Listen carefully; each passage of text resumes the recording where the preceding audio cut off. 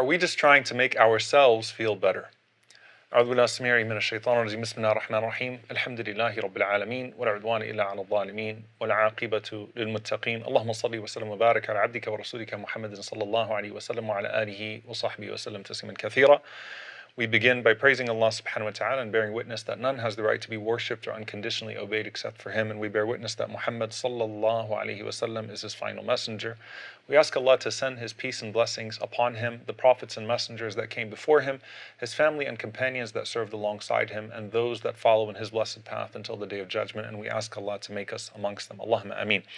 Dear brothers and sisters, there is a question that has come up now in the wake of Gaza quite a bit, which is, how do you continue to teach while at the same time observing a genocide? And what should you be teaching? What should we be lecturing about? What should we be studying in the wake of this genocide?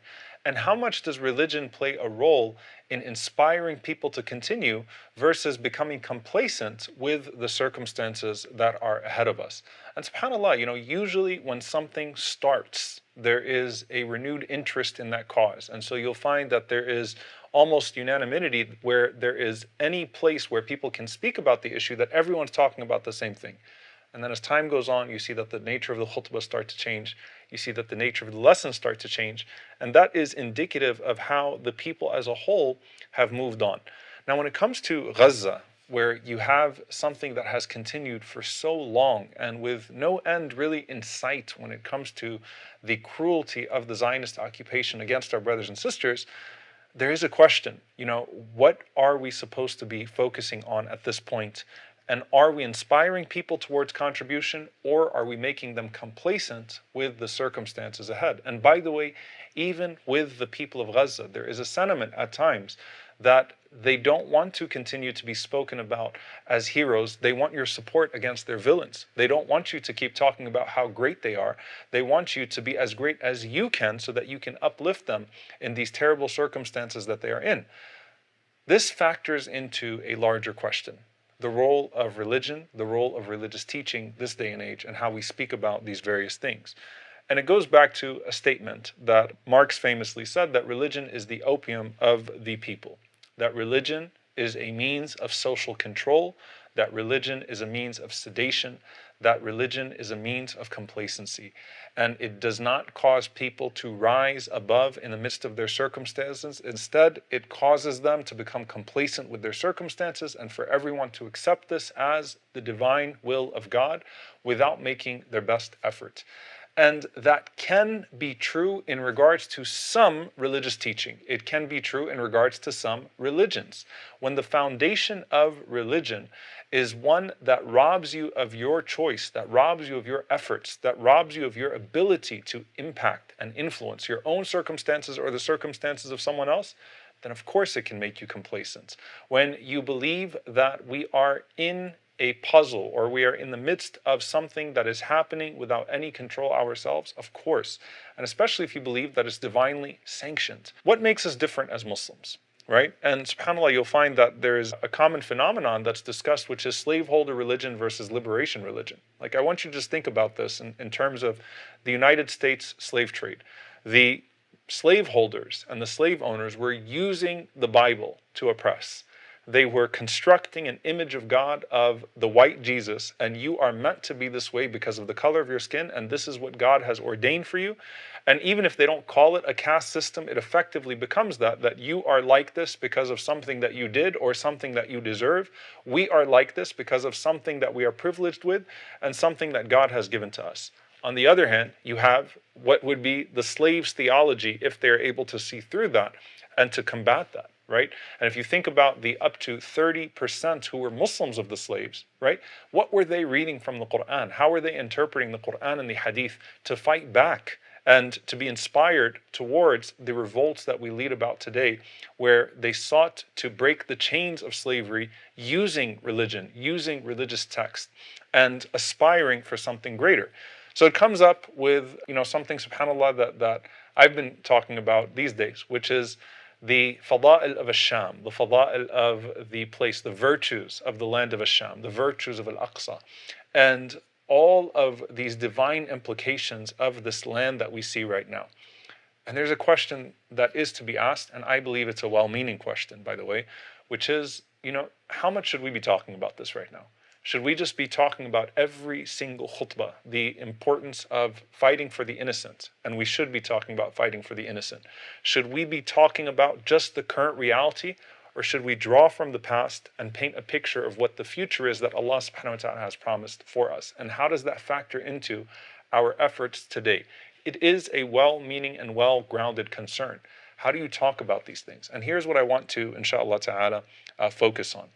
What makes Islam so perfect and what makes it so balanced is that it allows us to both be content with that which is out of our control and then to rise to the best potential of that which is in our control and to trust Allah subhanahu wa ta'ala along the way. Meaning to trust Allah subhanahu wa ta'ala that when we make efforts, those efforts will be blessed, they will not be in vain. And when there is no effort for us to make and we just have to submit ourselves to something that is so beyond our control, alhamdulillah, alhamdulillah, alhamdulillah, we trust Allah subhanahu wa ta'ala. But I ask you, the Sahaba who used to speak about Jannah, who used to speak about the conditions of the shuhada that had passed before them, when the Prophet ﷺ would speak to them about that condition, when Allah would reveal verses, وَلَا تَحْسَبَنَّ الَّذِينَ قُتِلُوا فِي سَبِيلِ اللَّهِ أَمْوَاتًا. Don't think of them as dead. Don't say about them that they're dead. Did that cause the Sahaba to say, well, if that's the case, if Shahada is what's ahead, if this whole thing about dying for the sake of Allah subhanahu wa ta'ala is ahead of us, then why not just go in the battlefield and submit ourselves to death? If it was just a matter of being content and becoming complacent and being sedated, then Khalid ibn al-Walid radiallahu ta'ala anhu would have died in a battlefield. But he kept on winning battle after battle after battle. You see that the Sahaba always had that extra push, that extra zeal to win a battle. And subhanAllah, you find that that extra step came from their sincerity, because as much as they wanted to die for Allah, they wanted to win for Allah subhanahu wa ta'ala as well. They wanted to do good for the sake of Allah subhanahu wa ta'ala as well. And so they were content that if they were to be struck in the midst of that, that what Allah had promised them was greater. But that did not impact their zeal in the battlefield itself. What does this mean today for us when we talk about the cause of Al-Aqsa, when we talk about, the role of religion, when we talk about the past of this blessed land, and when we talk about its future? What it means is that this cause is one that will be alive until the day of judgment, and we need to make sure that every generation knows exactly what they are fighting for. They know exactly what they are struggling for. What inspired Salah ad-Din al-Ayyubi rahimahullah ta'ala, beyond the brutality of the crusaders against this ummah, was his knowing the special virtues of that place and striving and striving and striving and striving. So it's important for us to not be sedated, but to be inspired, to not be complacent, but to contribute, to light a fire in our hearts towards something that perhaps we did not recognize was meant to be the central focus of our lives at this point. And so I want to take you to something that happened in the Battle of Uhud. And it was the narration of Anas ibn Nadr radiallahu ta'ala anhu that can help us all sort of think about how the deen of al-Islam, how this religion that we have is meant to give us that extra push, meant to give us that extra zeal, even when the circumstances become overwhelming. And this narration about Anas ibn Nadr radiallahu ta'ala anhu is so profound because he was a man who missed the Battle of Badr. And because he missed the Battle of Badr, he's the uncle of Anas ibn Malik radiallahu ta'ala anhu, he kept telling the Prophet ﷺ that if Allah gives me another chance, then Allah Azza wa Jal will see what I will do. Allah subhanahu wa ta'ala will see the sincerity in my strive. And here you have Anas ibn Nadr radiallahu ta'ala anhu, and he was approaching the battlefield of Uhud when most people were fleeing the battlefield. Why were they fleeing the battlefield? Because they thought that it was over. They thought that they were being killed. They thought that they were being routed. And so they were running away from the battlefield. Anas ibn Nadr radiallahu ta'ala anhu was actually running towards the battlefield. And he said, Inni la ajidu ra'ihatul Jannah. I can smell Jannah ahead of me. I can smell paradise ahead of me. And so he's going forward. And as he's going forward, he sees some people that are sitting in the battlefield. I want you to think about it. The dust is flying everywhere. The sound of the murder of companions is all around. It's a very harsh scene. It's a very depressing scene in the middle of the battlefield. But what made it worse? Anas ibn Nadr radiallahu ta'ala anhu says to these people, Ma ajlasakum, why are you sitting? And they responded and they said, Qutila Rasulullah sallallahu alayhi wasallam. The Prophet sallallahu alayhi wasallam has been killed. They thought that the Messenger of Allah sallallahu alayhi wasallam had been killed, and there are two explanations for this. One of them is that they killed Mus'ab ibn Umayr radiallahu ta'ala anhu, and Mus'ab radiallahu anhu looked so much like the Prophet sallallahu alayhi wasallam that some of the enemies actually thought they killed the Prophet sallallahu alayhi wasallam. And then others shouted out that we killed the Prophet sallallahu alayhi wasallam as a means of demoralizing the Muslims. And there's a reason why the enemy tries to strike your symbols. And there's no greater symbol than the Prophet sallallahu alaihi wasallam. Now at that point, what's going to inspire you to keep going? What's going to push you to go forward? Where if your leader and the central human being in your life, the Prophet sallallahu alaihi wasallam, is dead, what's going to keep you going? And so he responds and he says, Wayhakum. He says, woe to you. قُومُوا فَمُوتُوا عَلَى مَا مَاتَ عَلَيْهِ. Get up and die for what he died, sallallahu alayhi wa sallam. Now keep in mind, subhanAllah, that the end of Uhud is the Prophet sallallahu alayhi wa sallam finding the mutilated body of Anas ibn Nadr radiallahu ta'ala anhu. He was only recognized by his fingertips. And he is the man, and like him, that Anas ibn Malik says, the ayah min al-mu'minina rijalun sadaqu ma ahadullah alayh, faminhum man qada nahba wa minhum man yantadir wa ma baddalu tabdila, that from the believers are those who are truthful to the covenant that they made with Allah subhanahu wa ta'ala. Some of them have an opportunity to prove it at the moment, and some of them are made to wait, wa ma baddalu tabdila, and they have not changed their resolve at all. The end of the battle of Uhud is the Prophet sallallahu alaihi wasallam finding Anas ibn Nadr radiallahu ta'ala anhu in the battlefield, absolutely mutilated.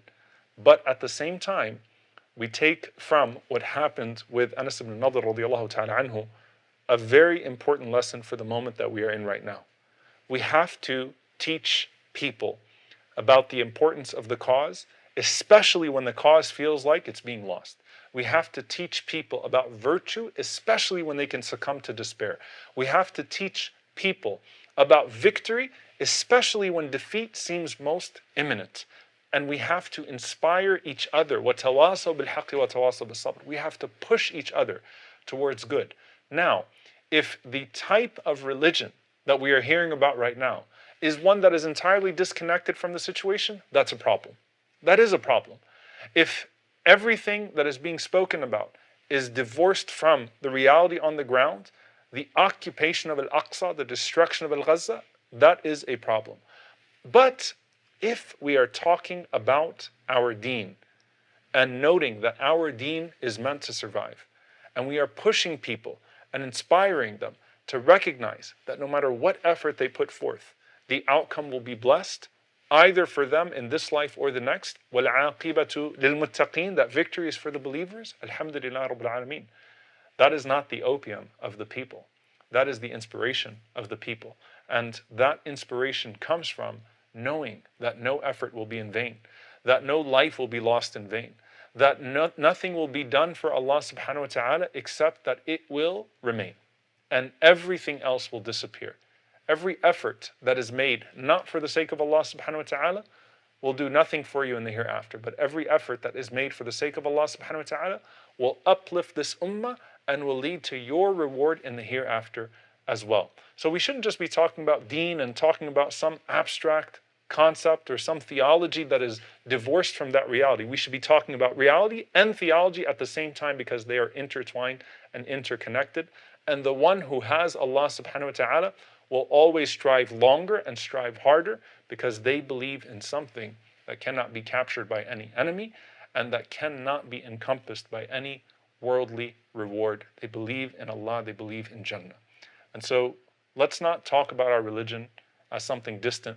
Let's not just make ourselves feel better about the situation and say, oh, well, this is the way it's meant to be. Oh, well, this is how it's going to be. Instead, let's think like Anas ibn Nadr radiallahu ta'ala anhu. Why are we sitting? Why aren't you doing more? And let's push ourselves. And the believer who is truly in a state of introspection will always look for that next step. And we ask Allah subhanahu wa ta'ala to inspire our hearts, to activate us, and to activate through us. We ask Allah subhanahu wa ta'ala to move us for this ummah and to move us in a direction that's pleasing to Him. And we ask Allah subhanahu wa ta'ala that we not only strive in a way to where we have clarity about what we're striving for, but that we are able to leave behind us clarity so that the next generation knows exactly what they are to strive for as well. Allahumma ameen. Barakallahu fikum. Wassalamu alaikum wa rahmatullahi wa barakatuh.